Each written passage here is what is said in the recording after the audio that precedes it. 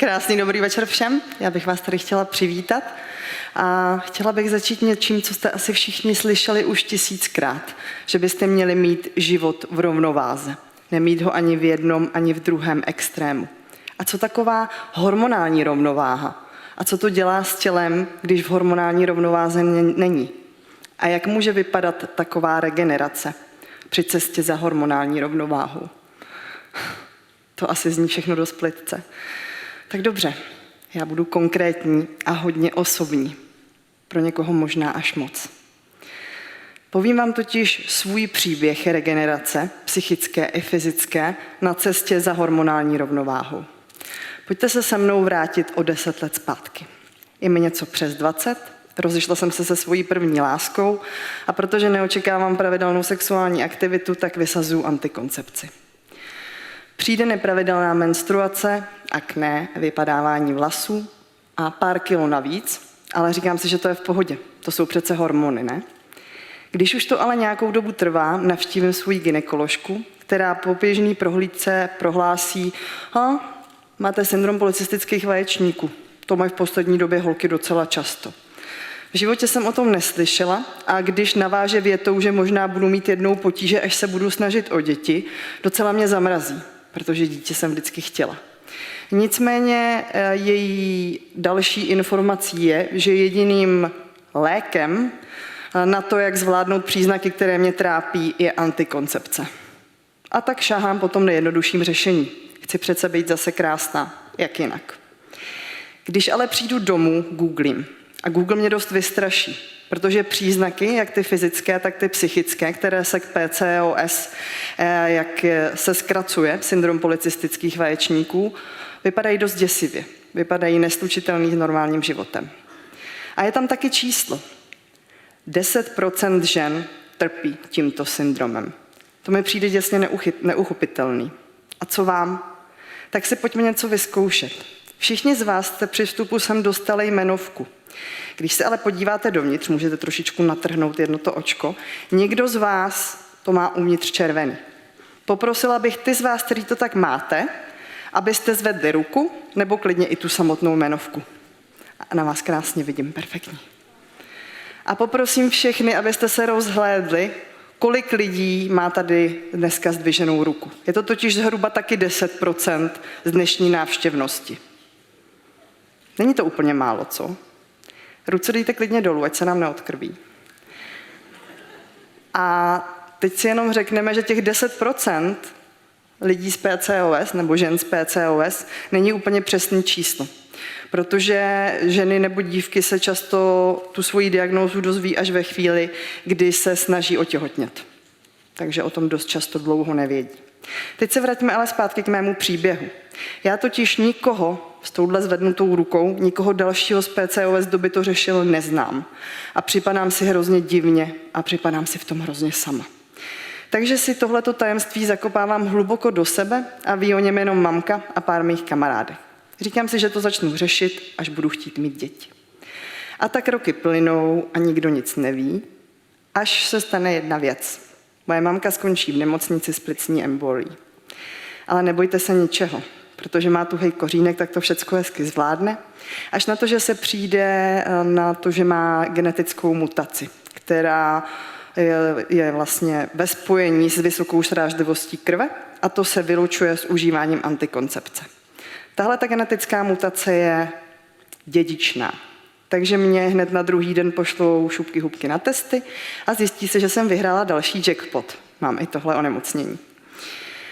A tak na druhý den musím vyhodit antikoncepci do koše a přichází strach. Strach z toho, co se bude dít, protože už jsem něco podobného jednou zažila.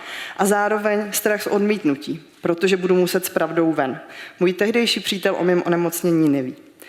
A tak se bojím, že mě takhle porouchanou chtít nebude. Dočkávám se ale pravýho opaku. Obětí, spoustu lásky a podpory s tím, že to spolu zvládneme, hlavně ať se s tím zbytečně nestresuju. Na druhou stranu se v mém životě dějou ještě další věci. Skončila jsem vysokou školu a abych co nejlíp a nejrychleji kariérně rostla, našla jsem si rovnou 2 práce v marketingu, který mě hrozně baví. Jenomže se snažím být ve všem perfektní a tak na sebe tlak ten vnitřní vytvářím hlavně já sama. A tak místo toho, aby se projevy PCOS začaly projevovat fyzicky, začnu pociťovat psychické obtíže. Pomalu a plíživě se objevují úzkosti a posléze nespavost. Když to vyeskaluje panickou atakou, kdy skončím na akutním příjmu v Bohnicích, kde je mi sděleno, že se prostě přetěžuju a měla jsem si dát po ukončení vysoké školy pauzu, dostanu do ruky antidepresiva a prášky na spaní. Prášky na spaní si beru, protože spát se musí, ale antidepresiva nějakou chvíli odmítám. Mám pocit, že to přece zvládnu vyřešit sama. A tak pouštím obě dvě práce, protože si myslím, že když tady ten problém odstraním, tak úzkosti zmizí. Ti z vás, kteří úzkosti někdy zažili, asi vědí, že to takhle úplně nefunguje. Takže s tím ještě nějakou dobu bojuju, když o mě moje rodina i přátelé začínají mít strach. Ty psychické projevy totiž tlačí na ty fyzické. Takže se znovu objeví ve velké míře akné, vypadávání vlasu a tentokrát hodně hubnu, protože ze stresu nejím. Takže začínám být takovým stínem sebe sama. Nepoznávám se. A tak později kývnu na to, že antidepresiva vyzkoušíme. První ale nezaberou. U těch druhých máme štěstí, protože těsně před Vánoci se jako mávnutím kouzelného proutku ze sebe stávám zase já. A od té doby se všechno pomalu, ale jistě lepší. Začínám pracovat na sobě a na cestě za nastolením hormonální rovnováhy. Ale protože to nejde hormony, rozhodnu se to vyzkoušet jinak. Navštívím kurz hormonální jógy a pak ji začnu pravidelně cvičit. Nechám si umíchat bylný čaj na míru, vyzkouším různé doplňky stravy, dodržuji dietu, ale nezapomínám ani na psychiku. Docházím na psychoterapie, kde řešíme všechno, co mě zrovna trápí. A když se tady to nějakým způsobem podaří zkombinovat, moje příznaky začínají mizet. Pleť se lepší, vlasy dorůstají, ale menstruace pořád nikde. Navštívím znova svoji gynekoložku a jelikož úplně nesouzní s mým novým přístupem, vyměňuju ji. Ta druhá, tam nalézám pochopení. A nalézám pochopení tak velké, že se mi uleví a druhý den po návštěvě dostávám po 3/4 roce menstruaci. Bolí to jako čert a já celý den ležím v pohovce, ale jsem neuvěřitelně šťastná. Protože to klišé, že si něčeho začneme vážit až v momentě, kdy to ztratíme, tady platí dvojnásob. Zároveň od té doby tak nějak vedu už klasický normální život, práce, kamarádi, přítel, koníčky, ale něco mi chybí. Až se mě to najde samo. Jeden dotaz ve facebookové skupině, která se zaměřuje na policistický vaječníky, mi převrátí život vzhůru nohama.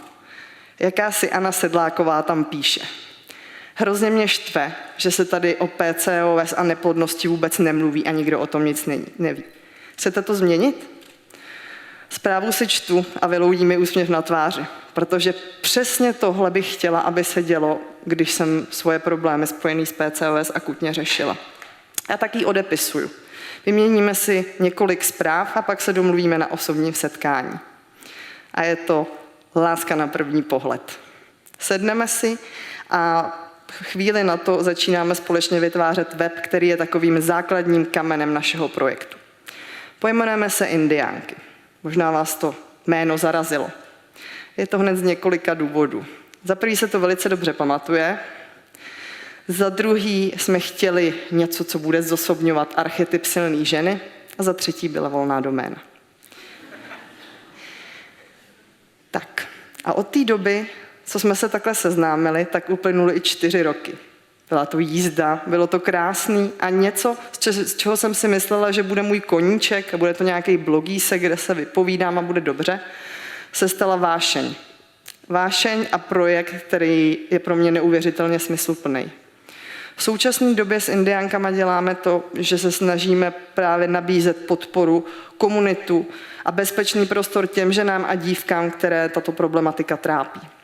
Zároveň se snažíme dělat osvětu v médiích a společně s odborníky ukazujeme všechny možné cesty, které vedou za hormonální rovnováhou nebo plodností. A v neposlední řadě se snažíme přinášet i řešení. Už jsem to tady trošičku nakousla, ale cítím neskutečnou vděčnost a pokoru k tomu, co společně s Aničkou vytváříme. A poděkování prostřednictvím zpětné vazby, které se k nám dostává od ostatních indiánek, jenom potvrzuje to, že to, co děláme správně. Co bych si tak nějakým způsobem asi odnesla z té mojí cesty, aby jsme to už trošičku shrnuli, tak určitě bodem číslo 1 by bylo, abyste poslouchali svoje tělo. Protože ať si můžete přečíst doporučení, kolik chcete a načíst si kde, co a jak, tak to, jestli vnitřně cítíte, že je to pro vás správně a je to ta vaše cesta, tak to je nejdůležitější. Nikdo vás nezná tak jako vy. To druhý by bylo umět říkat ne, což už jste určitě slyšeli mnohokrát, protože ať už to v mém případě bylo nevyhovující gynekologie nebo nevyhovující medikace, je důležitý si stát za svým a jít si tou cestou, kterou si chcete zvolit. A za třetí, že ať už se vlastně vás týká jakýkoliv, nemusí to být asi nutně zdravotní problém, ale myslím si, že tady v tom ohledu je to hrozně důležité, tak je to sdílení. Sdílení a sounáležitost s lidmi, kteří to mají podobně. My to u nás vidíme dost často na setkání, že ženám a dívkám, který tu svoji situaci sdílí třeba poprvé v životě s náma, s lidmi, který neznají, tak se jim hrozně uleví. A tak bych vám ještě závěrem chtěla říct a trošku vás povzbudit a dodat kuráž, že ať už ve svém životě řešíte jakoukoliv výzvu a rozhodně se nemusí týkat hormonální nerovnováhy ani neplodnosti, tak ačkoliv se vám to možná teďko nezdá, vězte, že to zvládnete a minimálně vám to přinese jedinečnou zkušenost, kterou potom využijete. Děkuji moc za pozornost.